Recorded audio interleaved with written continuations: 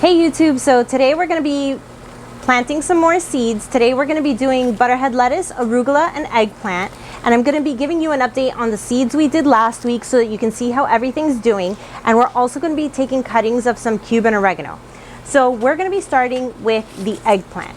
So if you're in South Florida or in a comparable region, eggplant is something that you can plant throughout the entire year, but certainly through the growing season.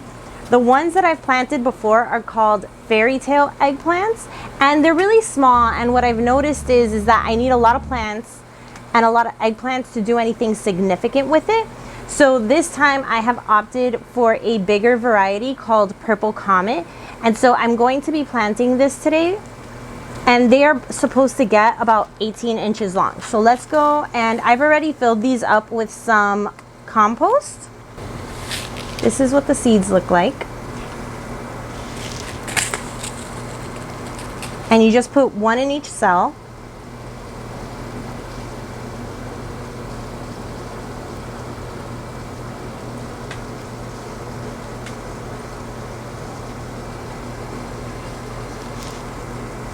If too many fall in a cell more than you intend, you can leave it and just thin them out later. So that's it for the eggplant. I forgot to buy the wooden stakes, so I've just used some painter's tape to label them so that I know what it is, because even though I was able to remember what all of these were, as you go planting more and more seedlings, you really are going to need like something to remind you what they are. So there's the eggplant. You can go ahead and just cover it with a little bit of compost.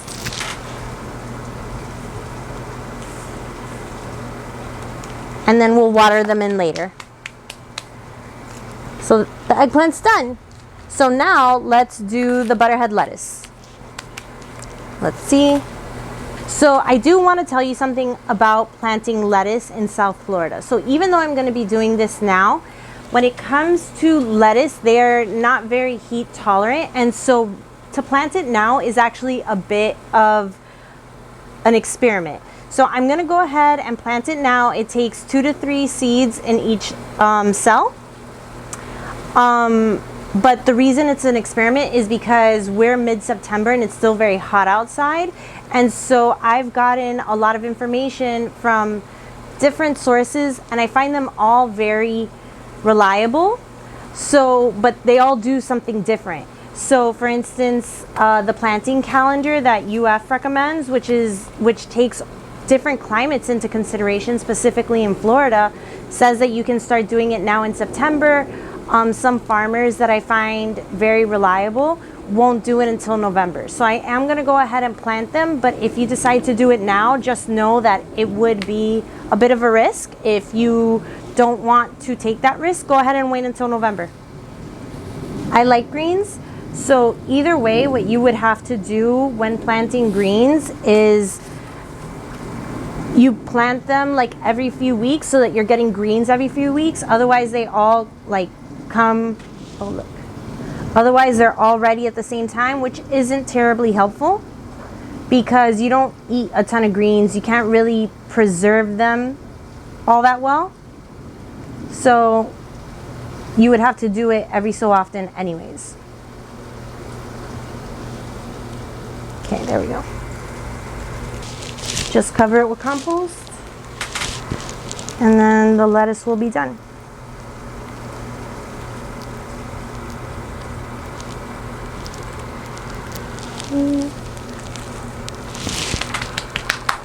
And lastly, we have arugula. The arugula should be fine at this time of year.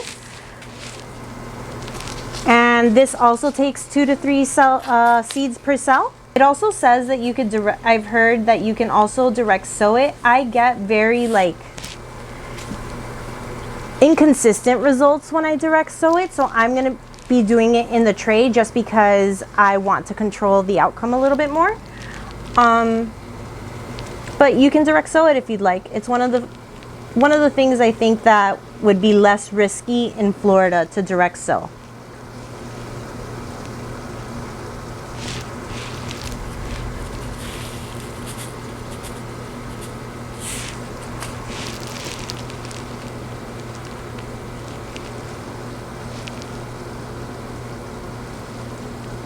And then just cover it with compost.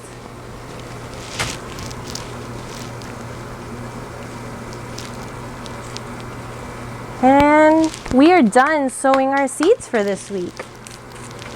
So now let's take some cuttings. So I want to tell you a little bit about this Cuban oregano. So I have never used Cuban oregano in any food. I know it says it's Cuban, but I don't know any Cubans that have ever, that's my background as well, and never heard of anybody using it before.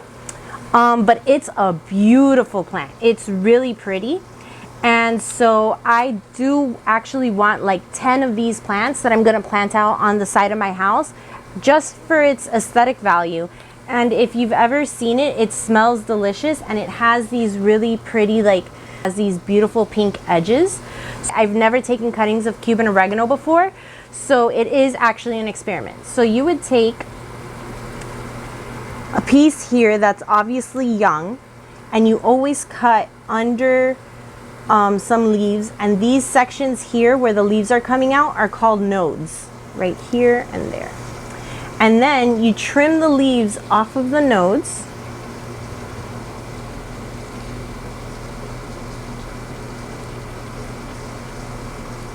It's very fragrant while I'm doing that.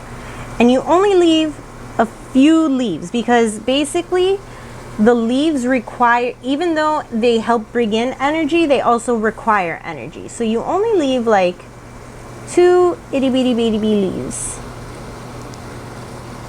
And then when you plant it, so I have a pot here already with compost, and you just put it in the side, right there.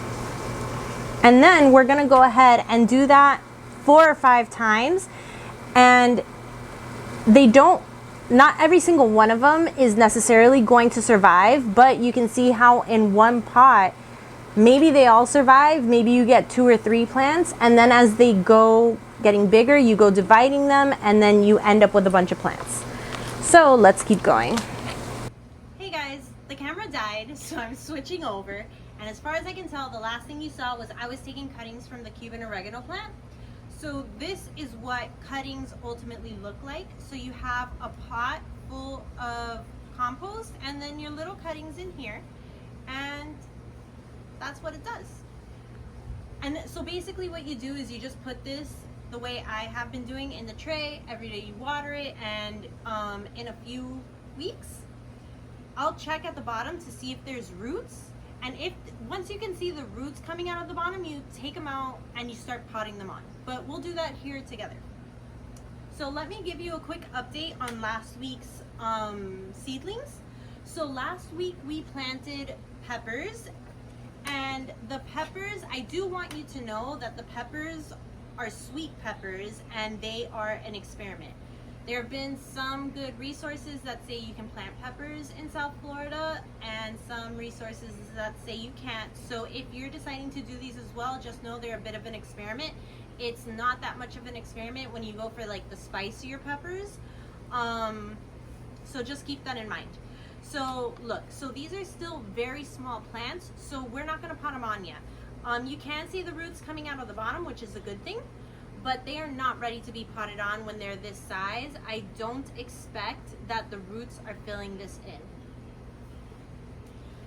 The cucumbers, on the other hand, are. So I have gone ahead and potted them on here.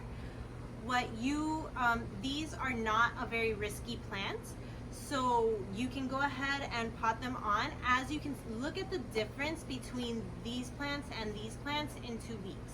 So you can see why these went ahead and got potted on and these are not. You can also see like the roots coming out of the bottom quite a bit. I am gonna keep the cucumbers even if I don't put a ton of effort into them, because when you go ahead, just because I want some backups. So there they are. There we go. See? That looks good. Put it in.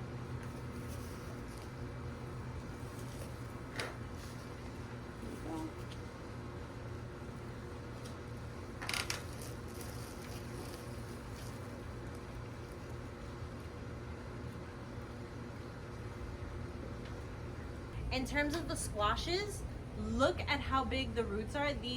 This is 2 weeks later. So in terms of the squashes, these are obviously not a risky plant in terms of will you have enough. If you plant 3, you will probably get 3 plants. These roots would obviously mean that you can go ahead and pot them on. You could even put them in the ground at this point. I'm gonna go ahead and pot them on. I am gonna keep these as backups, but these are doing super well. I am going to prepare my garden, and I will probably be sharing that with you. But I'm gonna go ahead and prepare my garden, because one of the things you should know about cucumbers and squashes is that they do require a lot of space.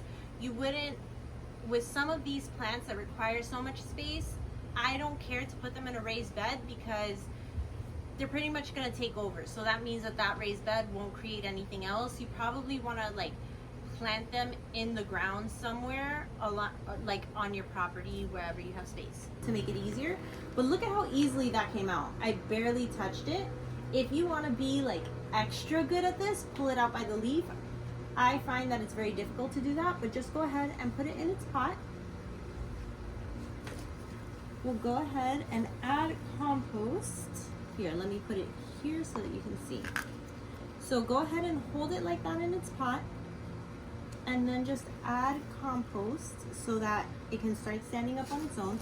It had some compost at the bottom already, so that it kind of had this height to it, and now I'm just adding it around it. And there we go. So for the Swiss chard, you can see that these are like the peppers. They're really not ready to be potted on quite yet. And you can see that they're leaning, and the reason that this happens is because when I have them on the shelf, they are looking for the sun. So what you can do when you have a plant that's leaning like this, and I have been doing it for the tray, is you just go ahead and turn them. When you see that they're leaning one way looking for the sun, you turn them and it goes evening them out. So I am gonna go ahead, and even though these are looking good, I will be turning them so that they straighten out a little bit, and they're just. So that is what we have for you today. If you're enjoying this, and if you want to see how the plants do, go ahead and subscribe. I am uploading videos every 2 weeks to keep you informed as to how everything's doing, so that you can go ahead and plant with me. Okay, see you soon. Bye.